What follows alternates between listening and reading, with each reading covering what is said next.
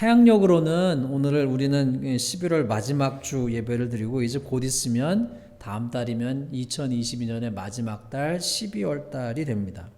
12월 달은 한 해의 끝이고 한 해의 마지막이죠. 우리는 태양력으로는 2022년의 거의 끝자락에 서 있습니다. 이제 한 달만 지나면 2022년이 끝나고 2023년이 시작됩니다. 우리 교회 표 영적 성장 변화 열매가 가득한 교회라고 하는 표에 비춰봤을 때 여러분 한 분 한 분마다 가정마다 우리 교회마다 얼만큼 영적인 성장의 영적인 변화가 또 영적인 열매가 가득했는지는 사람마다 또 생각하시는 분마다 좀 다르리라 생각이 됩니다. 한편으로는 아쉬움도 있고 한편으로는 교회로서 혹은 가정으로서 개인으로서 신앙의 성장과 변화가 있었다면은 또 자랑스러운 일들, 기뻐한 일들도 있었을 줄로 믿습니다. 그런데 한 해의 마지막 한 달이 남아있는 이 끝자락에 서 있으면서 또 다른 측면에서는 우리는 예수님의 일생을 중심으로 하고 하는 교회력에서는 이 11월 말과 12월이 한 해의 시작이기도 합니다. 그러니까 우리는 태양력으로 따져서 생각해 보면은 이 한 해의 마지막 끝자락에 있지만 교회력에 따라서 우리의 시기를 생각해 보면은 예수님의 일생이 시작되는 대강절, 교회력이 시작되는 대강절로 새로운 교회력을 시작하게 됩니다. 대강절은 예수님의 오심을 기억하고 다시 오심을 기다리는 절기입니다. 예수님께서 첫 번째 성육신 하셔서 이 땅에 오셨던 그 사건을 기억함과 동시에 다시 재림주로 오실 주님을 기다리는 절기입니다. 지난주 추수감사절 예배가 끝나자마자 우리 김국정 전도사님께서 여기 강단보를 싹 바꿔주시고 여러분 보시는 바와 같이 여기 가운데 대강절 초를 준비해 주셨습니다. 작년 우리 크리스마스 때 여기 초 여러 개를 두고 여기 써였던 영어 글자들 기억나시는지 모르겠습니다만 거기 뜬 메시지가 여기 있는 5개의 초의 그 메시지죠. 대강절 초는 총 5개의 초가 세워지는데 한가운데는 예수님조, 예수님의 초, 예수님을 상징하는 초가 세워지고 그 주변을 쭉 둘러싸서 4개의 초가 세워지는데 하나는 희망의 초, 두 번째는 평화의 초, 세 번째는 기쁨의 초, 네 번째는 사랑의 초가 세워집니다. 예수님이 참 세상의 희망이심을, 또 예수님이 참 우리에게 평화를 가져다 주시는 분이심을, 또 예수님이 세상에 줄 수 없는 참 기쁨을 주시는 분이심을 기억하며 기념하는 것이죠. 그리고 예수님은 우리에게 참 사랑을 가져다 주시는 분이심을 기억하시는 거고, 마지막으로는 예수님이 임마누엘, 우리와 함께 하시는 하나님이심을 기억하는 절기입니다. 그렇기 때문에 예수님의 성육신을 생각하며 예수님이 오심이 세상에 희망과 평화와 기쁨과 사랑을 가져옴을 우리가 소망하는 것이죠. 하나님이 함께 하신 임마누엘의 은혜를 주셨음을 기억하면서 이 대강절을 가까이 나가길 원합니다. 오늘은 그 5개 초 중에서 희망의 초에 불이 붙여졌습니다. 그래서 매 주마다 하나씩 초에 불이 붙여지는데 오늘은 희망의 초에 불이 붙여졌습니다. 여러분, 희망이 무엇입니까? 희망은 무언가를 바라는 것이죠. 무언가를 꿈꾸는 것입니다. 무언가를 기대하는 것이고 무언가를 소망하는 것입니다. 무언가가 이루어지기를 마음에 간절히 바라는 것입니다. 희망은 오늘이 아닌 오늘을 넘어서서 다가올 미래를 바라보는 것이고 희망은 오늘을 넘어서서 내일을 바라보는 것입니다. 여러분, 우리가 우리의 삶을 사는 데에는 희망이 꼭 필요합니다. 희망의 불씨라도 있어야 됩니다. 사람의 마음에 희망이 사라져버리고 희망의 불씨마저 꺼져버리게 될 때는요, 우리의 삶은 칠흑 같은 절망에 어둠에 휩싸이게 됩니다. 사람에게 얼마나 희망이 필요합니까? 사랑하는 성도 여러분, 저와 여러분이 우리 모든 성도 가운데 또 우리 교회 가운데 가정 가운데 여러분 주변의 삶 가운데 희망의 등불이 되시기를 주님의 이름으로 축원합니다. 우리 옆에 분에게 인사하십시다. 희망의 등불이 됩시다. 여러분 한 분 한 분이 또 우리 교회가 희망의 등불이 되기를 간절히 소원합니다. 여러분 기억하십니까? 한국이 1997년에 국제 구제 금융을 요청했던 IMF 사태가 터졌을 때 수많은 기업이 도산하고 하루아침에 직장을 잃고 수많은 사람들이 실업자가 되고 국가 부도의 위기 상황이 되었습니다. 한꺼번에 막 수없는 기업이 도산되고 파산되고, 그리고 수많은 사람들이 길거리에 나앉고, 특별히 많은 가장들이 하루아침에 직장을 잃고 희망을 잃게 되었습니다. 홈리스가 되고, 많은 가장들이 불행한 선택을 하는 그런 참 힘들었던 시기였었습니다. 그런데 그렇게 힘들었던 시기에, 여기 그 당시에 미국에 살고 계시던 분이 많으셨을 텐데, 나라가 완전히 넘어가 버릴 것 같고 망한 것 같고 자존감이 땅에 떨어진 그때에 박찬호 선수가 메이저리그에서 강속골을 뿌리며 미국에 있는 타자들을 이기는 그 장면이 많은 한국에 있는 사람들에게 희망을 주었습니다. 야구 선수에 불과했지만 그 야구 선수 투수가 던지는 그 투구에서 많은 고국의 사람들이 위로를 받았던 때가 생각이 납니다. 희망을 잃어버린 아빠들을 위해서 지어진 노래가 있었습니다. 많은 아빠들이, 많은 아버지들이 너무나 시리에 빠져서 희망이 없던 그때에 아빠 힘내세요, 우리가 있잖아요 라고 하는 노래를 통해서 아빠에게, 아버지들에게 힘을 주려고 했던 그 어린아이들의 마음이 생각이 납니다. 사람에게는요, 소망이 꼭 필요합니다. 희망이 필요합니다. 오늘을 넘어서서 오늘의 환난과 오늘의 불행과 오늘의 어두움과 오늘의 죽음의 위협 가운데서 사람에게는 다시 살 소망이 필요하고, 다시 일어설 수 있다는 소망, 다시 살아날 수 있다는 소망, 다시 해낼 수 있다라고 하는 소망이 필요합니다. 고린도후서 1장 9절에서부터 8절에서부터 10절에 보면은요, 사도 바울이 이런 얘기를 합니다. 형제들아, 우리가 아시아에서 당한 환난을 너희가 모르기를 원하지 아니하노니 힘에 겹도록 심한 고난을 당하여 살 소망까지 끊어졌다라고 얘기했어요. 어떠한 고난을 당했는지 사도 바울이 일일이 얘기하고 있지 않지만, 사도 바울이 복음을 전하는 가운데 많은 핍박이 있었습니다. 사도 바울이 복음을 전했을 때 모든 사람들이 그 복음을 기뻐했던 것이 아니에요.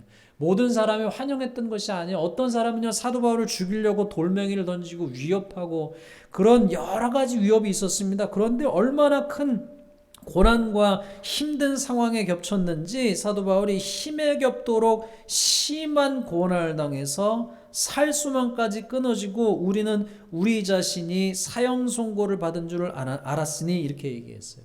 그의 상황 가운데 너무나 절망이 가득 찼습니다. 그의 상황 가운데 우리가 알 수는 없지만 큰 절망이 가득 찼습니다. 그때에 그가 고백하기를, 우리로 자기를 의지하지 말고 오직 죽은 자를 다시 살리시는 하나님만 의지하게 하십니다.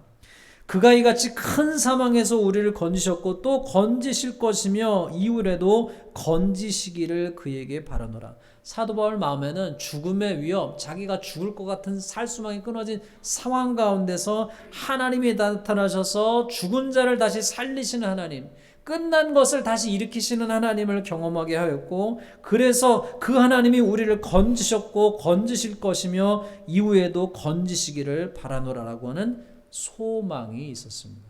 사랑하는 성도 여러분, 우리가 대강절을 맞이하면서 여러분과 저의 마음 가운데 소망을 주시는 하나님, 희망을 주시는 하나님의 은혜가 가득 차기를 주님의 이름으로 축원합니다.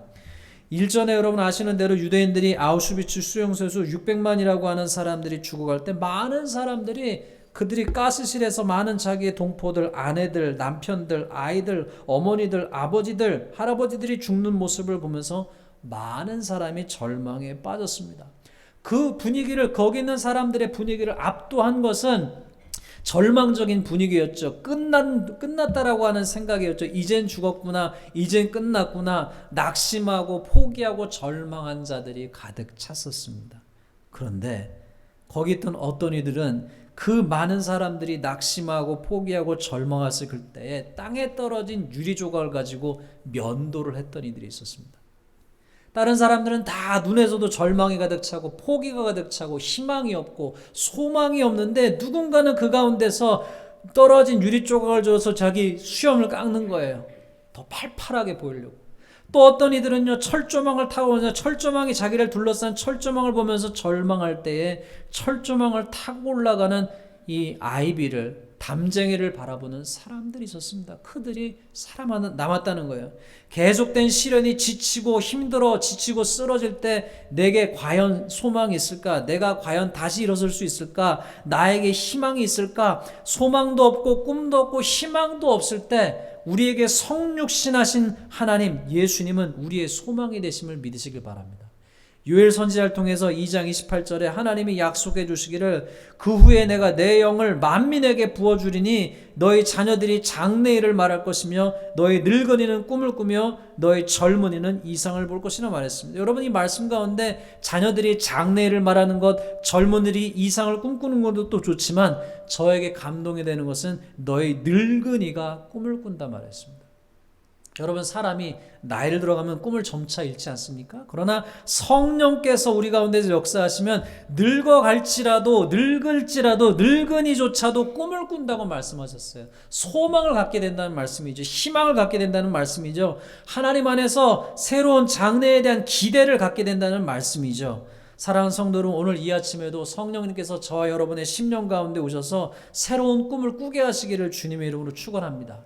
내 눈에 보이는 것, 내 주변을 둘러싼 상황과 상관없이 하나님께서 새로운 소망을 갖게 하시고 장래의 것을 보게 하시는 은혜가 있기를 바랍니다. 악이 득세하는 것처럼 보이는 세상, 때로는 어둠이 이기는 것처럼 보이는 세상, 내 인생의 마지막 순간이 찾아와서 어둠의 영이 죽음의 나를 다 덮을 것 같은 그 세상 가운데서 우리는 생각할 때 하나님이 어디 계신가? 이런 악이 지배하는 세상 가운데서 하나님이 어디 계신가 할 수 있지만 성경은 말씀하시기를 최후 승리가 있고 결국에는 하나님의 승리가 있고 하나님의 심판이 있으며 하나님의 영광이 있다고 선포함을 기억하시는 저와 여러분이 되시길 바랍니다. 오늘 함께 읽으신 이사야 말씀은 1차적으로는 유다와 예루살렘에 주신 말씀이었습니다. 풍전등화와 같이 민족의 운명이 불투명하였을 때 주셨던 경고의 말씀과 더불어서 소망과 회복의 약속의 말씀을 주었습니다. 오늘 2절 말씀에 이렇게 시작되죠. 말일에 여호와의 전에 산이 모든 산 꼭대기 위에 굳게 설 것이요 모든 작은 산 위에 뛰어나리니 만방이 그리로 모여들 것이다. 말일의 마지막 날에 다른 여러 세상의 산이 있지만 마지막 날에 여호와의 전의 산이 모든 산 꼭대기 위에 굳게 설 것이요 모든 작은 산 위에 뛰어나리라 말씀하십니다. 세상의 모든 것들이 커 보이고 우리가 시집가고 장가가고 여러 가지 일상의 일에 바쁘다 할지라도 우리 인생의 마지막 때, 온 인류의 마지막 날에 세상의 그 어떤 것보다 그 모든 것보다 하나님의 영광이 우뚝 설 것이라고 하는 말씀이죠. 세상에서는 명예가, 세상에서는 성공이, 세상에 어떤 것이 커 보였던 것들이 다 작아지고 하나님만이 만유의 주, 만왕의 왕으로 좌정하실 것이라고 하는 말씀이죠. 만방이 그리로 모여들 것이다. 모든 인류가 하나님 앞에서 모여들 것이라고 하는 말씀이죠. 사랑하는 성도 여러분, 우리가 이 세상을 살아가면서 내 눈에 어떤 것이 더 커 보인다 할지라도 결국에는 하나님이 가장 큰 자리를 차지하실 것임을 기억하는 우리가 되시길 바랍니다. 세상의 영광보다 하나님의 영광이 더 클 것임을 믿으시길 바랍니다. 3절 말씀에 뭐라고 말씀합니까? 많은 백성이 가며 이르기를 세상의 모든 민족 가운데 우리가 부르심을 받고 부르심을 믿음으로 받아들인 이들이 하나님의 산에 올라가서 하나님의 전에 오르기를 소망하면서 모든 교훈이 모든 율법이 시온에서 나올 것이고 하나님이 그 얘기를 우리에게 가르칠 것이라고 하는 믿음과 소망이 있는 것이죠. 가만히 묵상해 보면 만백성 가운데 하나님의 백성이 된다는 것의 의미가 얼마나 큽니까? 많은 사람들 가운데 하나님이 부르셔서 그의 백성이 되게 하시고 그의 길을 걷게 하시고 그의 말씀을 배우게 하신다는 것이 얼마나 큰 의미가 있습니까? 왜 그렇습니까? 4절 말씀에 보니 뭐라고 되어 있어요? 그가 열방 사이에 판단하시며 많은 백성을 판결하실 것이라 말씀하셨어요. 히브리서 9장 27절에 뭐라고 말씀합니까? 한 번 죽는 것은 사람에게 정해진 것이요 그 후에는 심판이 있을 거라고 말씀하셨습니다. 사랑하는 성도 여러분, 이 세상의 모든 것이 다 지나가고 마지막 날에는 심판이 있고 그 심판이 있을 때 하나님 앞에서 우리가 서게 될 줄로 믿습니다. 그러나 그때에 하나님의 은혜로 말미암아 죄를 용서받은 백성에게는 생명이 있고 구원이 있음을 믿으시길 바랍니다. 모든 어두움이 사라지고 모든 어려움이 사라지고 그때에 하나님이 우리 앞에 계시며 하나님이 구원자로서 우리에게 보내신 예수 그리스도의 은혜가 우리에게 있을 것을 믿습니다. 이 말씀이 무엇을 의미합니까? 세상의 모든 것이 다 지나면 다른 차원의 세상이 우리에게 있다는 것이죠. 모든 영광 위에 하나님의 영광이 있다라고 하는 말씀입니다. 5절 말씀에 야곱 족속아 오라 우리가 여호와의 빛에 행하자 했습니다. 무슨 얘기입니까? 여호와의 산에 올라서 하나님의 빛 가운데 걸어가라. 하나님의 빛 가운데 살아가라. 희망이 되라. 소망이 되라 하는 말씀 아닙니까? 사랑하는 성도 여러분, 오늘 우리가 이 대강절을 맞이하면서 우리 마음 가운데 영원한 소망을 품고 살아가는 저와 여러분 되시길 바랍니다. 삶이 끝나고 우리의 유한한 인생이 끝나갈 때에 그 어둠을 넘어서서 하나님의 산이 우뚝 솟을 것을 믿으시는 우리가 되시길 바랍니다. 이 땅에서의 우리의 삶을 넘어서는 세계가 있음을 깨닫고 하나님만이 우리의 소망이 되심을 믿으며 나아가시는 우리 모두가 되시기를 주님의 이름으로 축원합니다.